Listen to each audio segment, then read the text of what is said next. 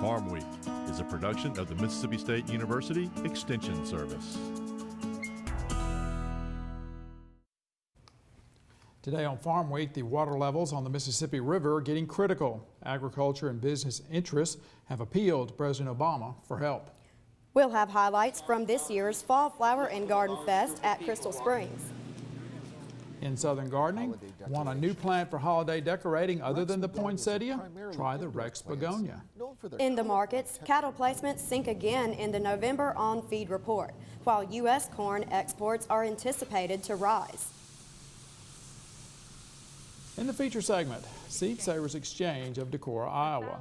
This seed bank is one of the largest private seed banks in the United States. It's preserving thousands of heirloom plants and fruit trees. Their work could be important for the future. In many cases, they've had a chance to adapt to many climate conditions and over the years have turned into a very strong plant. And I just think that who knows what we're going to need for plant breeding in the future. 100 years from now, we might not know what seeds in our seed bank are best adaptable to the conditions that might exist, say, here in Decorah, Iowa.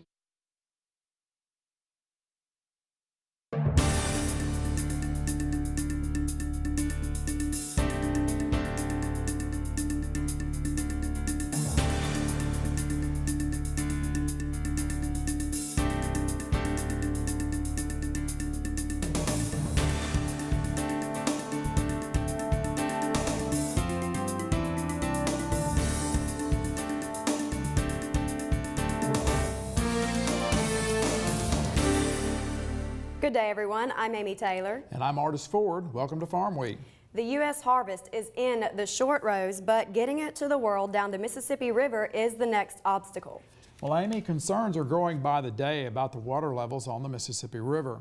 This week, the U.S. Army Corps of Engineers went ahead with plans to cut back on the flow of the Missouri River, which in turn will affect the Mississippi River. Exactly the opposite of what many farm groups, industries, and members of Congress wanted.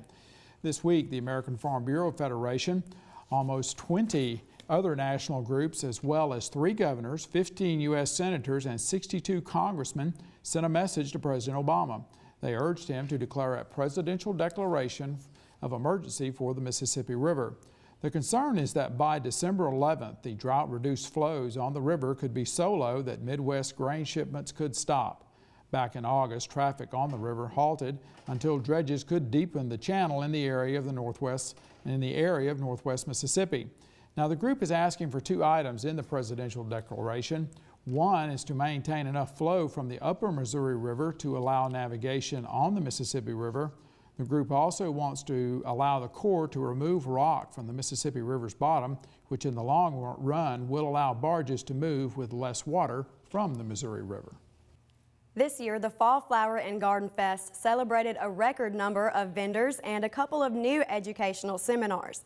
About 6,000 visitors attended the annual event held at the Mississippi State University Truck Crops Branch Experiment Station in Crystal Springs. You can find all things garden at the fest, like unique garden art, beautiful plants, educational exhibits, walking and wagon tours, and much more. Whether you attend the Fall Flower and Garden Fest in search of plant care tips and information, educational sessions, stunning plants and flowers, or unique garden items, you won't come back empty-handed. Mississippi State University Extension Service vegetable specialist Dr. Rick Snyder says the fest has something for everyone. Artists come out here who photograph or even paint from what we have in the garden. But a lot of people are here for serious information. They're looking and comparing varieties to see what looks good, and then often taking notes or pictures of the variety sign and the ones they like the best. And the signs also have the seed companies right on them, so it helps them know where to order the seed and has the planting dates, transplant date. Additionally, Dr. Snyder says new educational sessions were added to the agenda at Fall Flower and Garden Fest. We have our new ornamental specialist, Jeff Denny, speaking on fertilizing in your yard, fertilizing just about anything. And then Eric Staffney is our new extension fruit specialist, and he's speaking on all kinds of fruit crops that people can grow in their own yard. And there are always some new vendors who come in. We have one this year who's selling citrus trees and avocados and pomegranates and just all kinds of neat trees for the yard. Snyder says tours are available during the event, like wagon ride tours of the facility and walking tours of the crop trials and landscape gardens. He adds that this year brought a record high total of 69 vendors and exhibitors to the fest. This was the 34th year for the Fall Flower and Garden Fest, held at the MSU Truck Crops Branch Experiment Station. From Crystal Springs, Mississippi, I'm Amy Taylor reporting. The 2013 Fall Flower and Garden Fest will be held on Friday and Saturday, October 18th and 19th. Have you ever thought about using a plant besides poinsettia for the holiday decoration? In this week's Southern Gardening segment, Extension horticulturist Dr. Gary Bachman will show us how the Rex Begonia can bring interest and beauty to your holiday decor.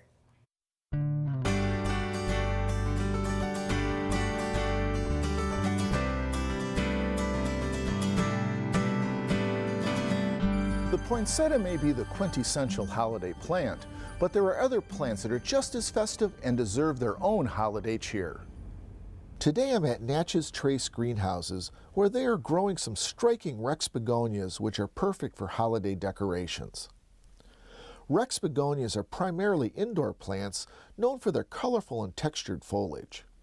The coarse textured leaves are certainly colorful, with streaks and splashes of silver to cream to burgundy. There is a symmetry to the spiral shape of the leaves which adds to their beauty. Rex Silver Blush has an almost metallic sheen with its silvery edges and bright pink middles. The variety Reddington has red-tinged green leaves on top with rusty brown bottoms. Rex Iron Cross has medium green leaves with a pebbled and quilted surface. The middle of the leaf features chocolate brown highlights on the center veins.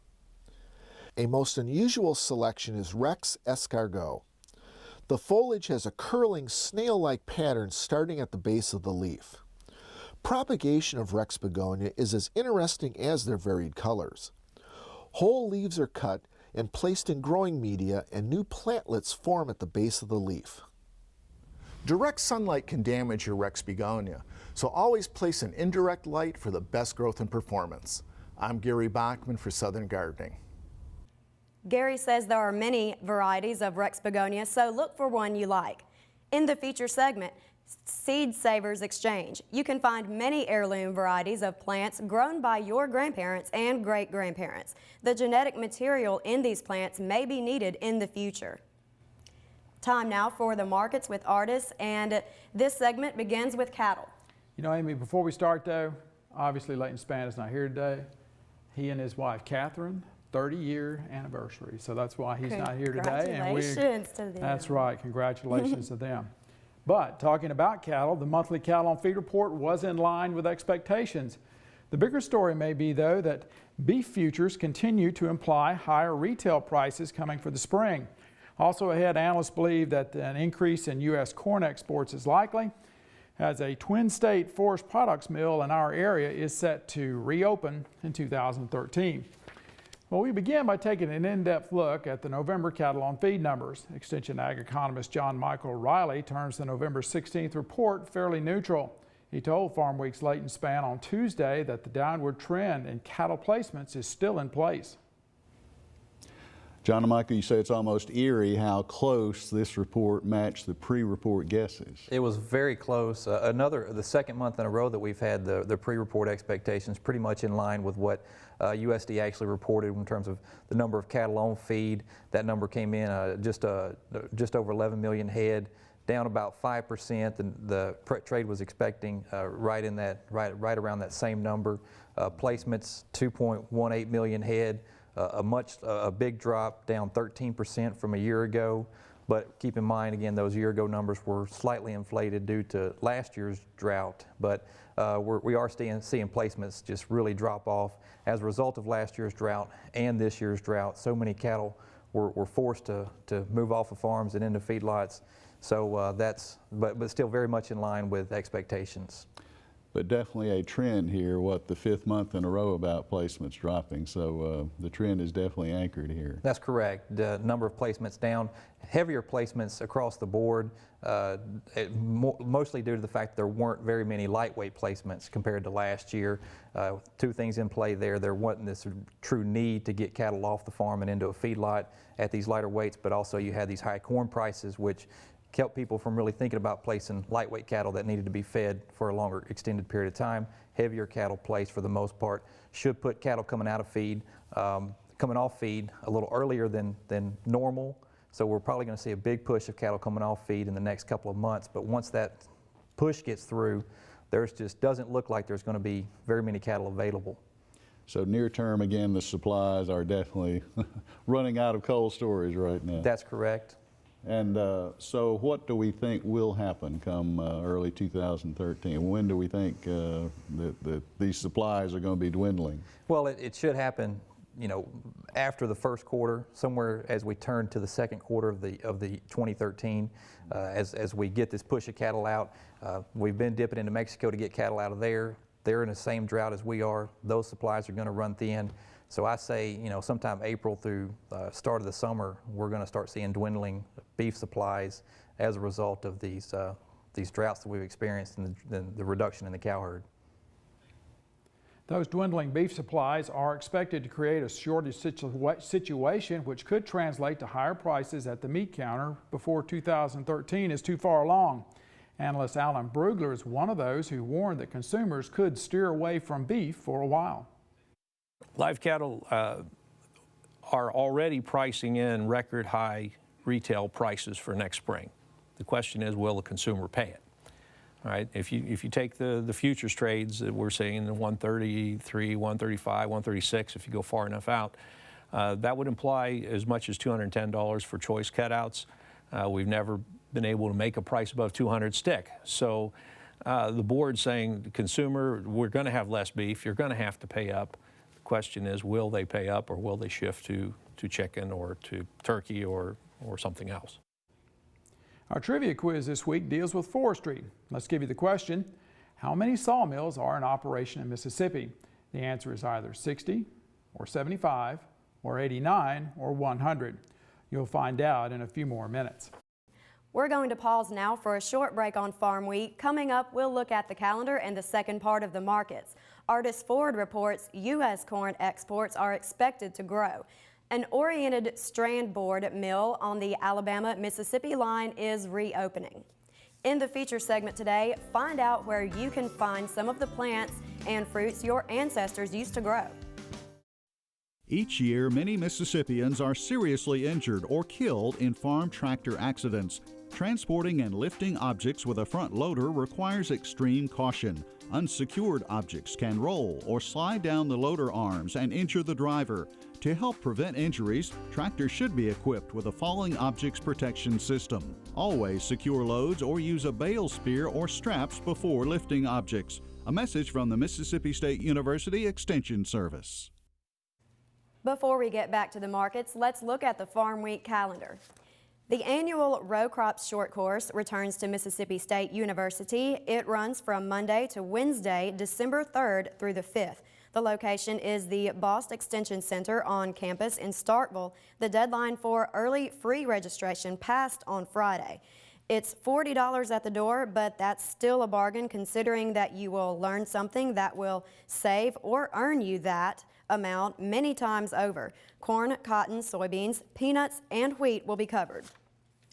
Landowners with wild pig problems should attend the Managing Wild Pig Damage in Mississippi workshop. It takes place Tuesday, December 4th at the MSU Central Mississippi Research and Extension Center. That's on 7 Springs Road out from Raymond. You'll learn about the biology, the legalities, and some methods to control wild pigs.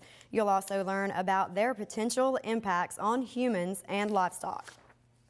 Go to our Farm Week website at farmweek.msucares.com for information on these and other events. Now let's check out this week's Farm Week snapshot.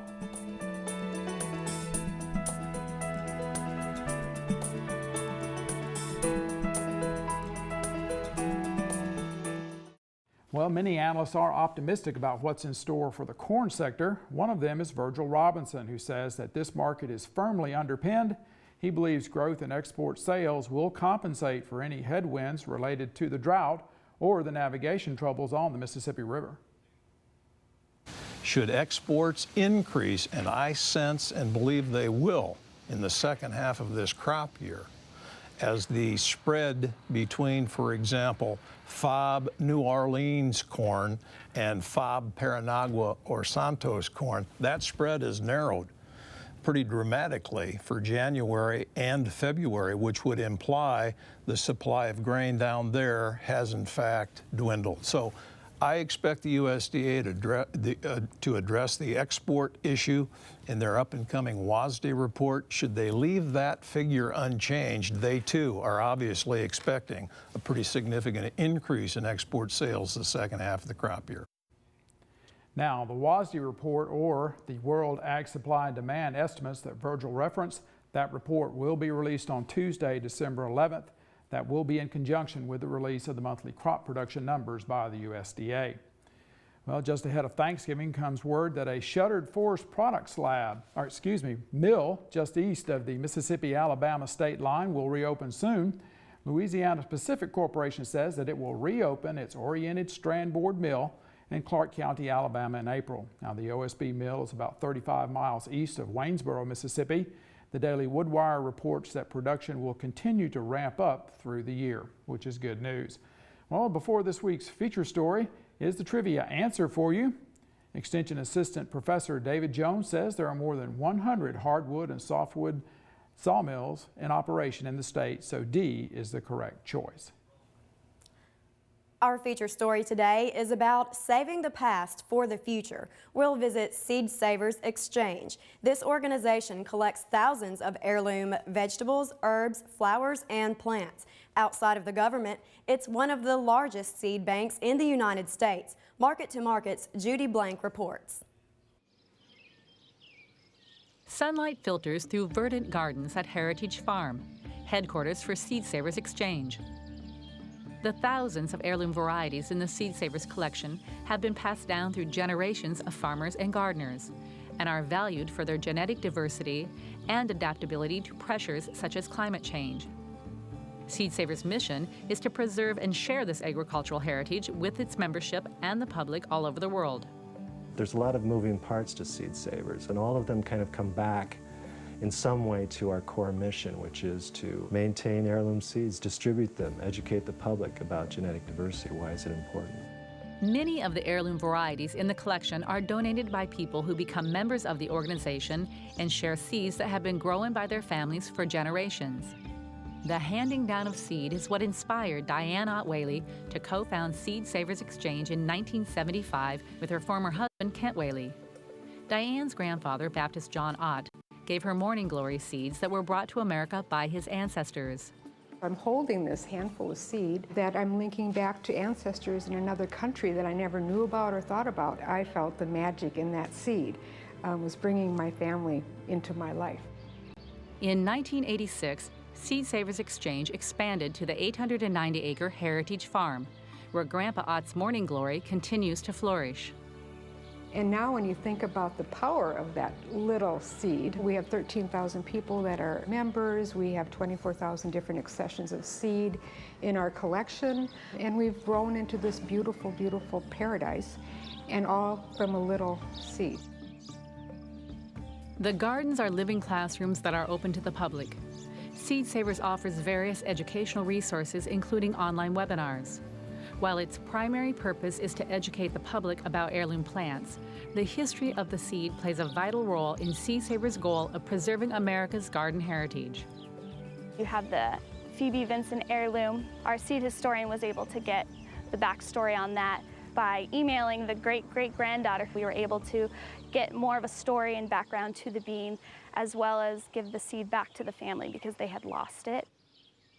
The organization also helps the public learn about seed-saving techniques that are no longer commonly known. Heirloom seeds are seeds that are open pollinated, meaning that the seeds can be saved from the fruit, grown out the following year, and you're still going to have fruit that's true to the parent type. Heirloom comes in the sense that it's been handed down generationally. Most farming in America prior to World War II involved open pollinated seeds, where the farmers would select seeds from the harvest to be their seed stock for the following spring. The Millennium Seed Bank Partnership estimates between 60,000 to 100,000 horticultural varieties, about 25% of all plants, are in danger of becoming extinct. Seed Savers founders believe genetic material in open pollinated seeds could be critical to our future survival. In many cases, they've had a chance to adapt to many climate conditions and over the years have turned into a very strong plant.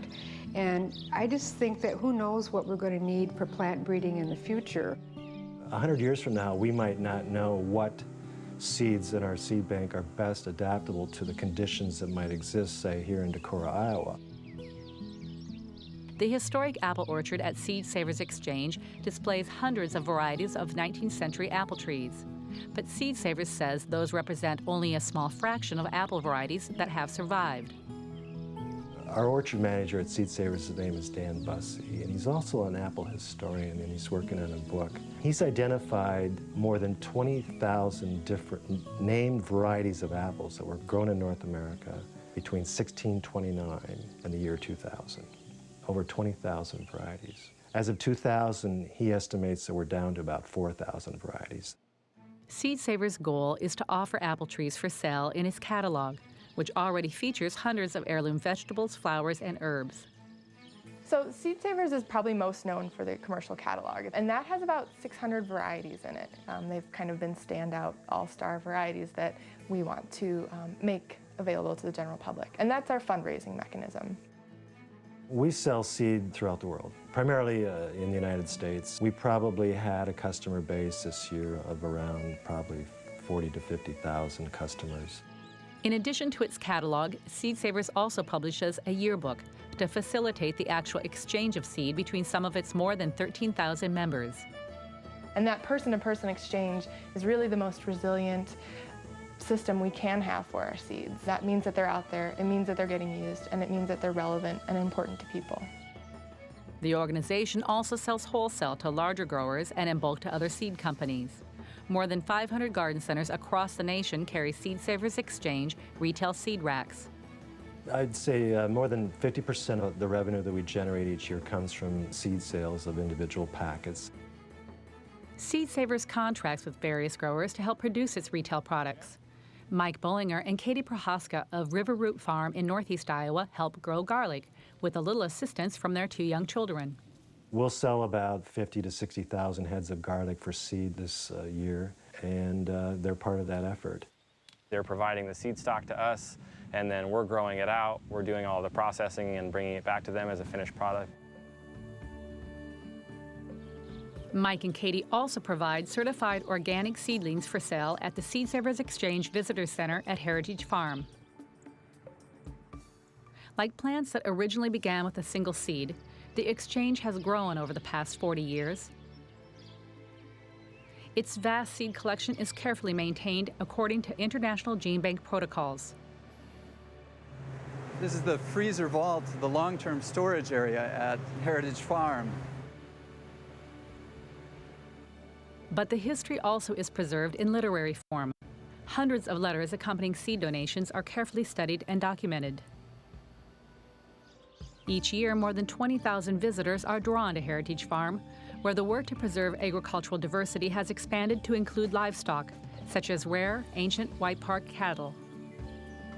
And while Seed Savers Exchange is Aunt Whaley's top priority, she has found time to write about her passion for preserving botanical history. Her book, Gathering, Memoir of a Seed Saver, is a story of the exchange.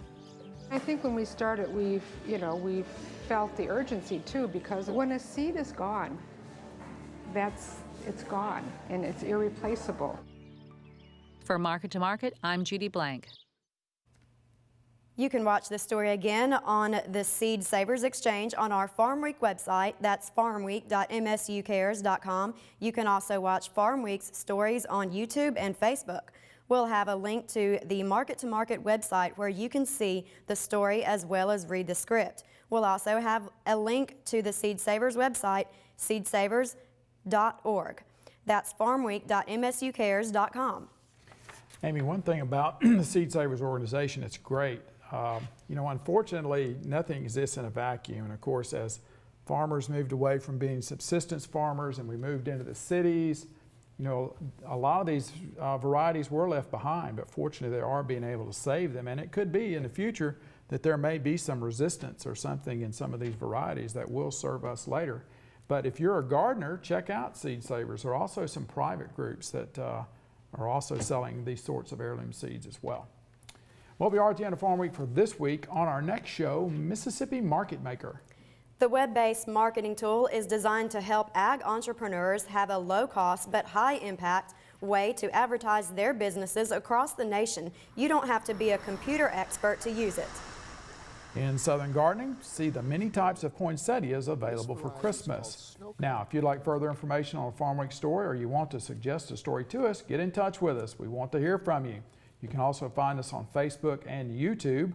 Our mailing address, snail mail, Farm Week Box 9625, Mississippi State, Mississippi 39762. That's Farm Week Box 9625, Mississippi State, Mississippi 39762. Our telephone number 662-325-2262. That's 662-325-2262. You can also get in touch with us through your county office of the Mississippi State University Extension Service. For the rest of the Farm Week crew, I'm Artis Ford. And I'm Amy Taylor. Thank you so much for watching, and we'll see you next week.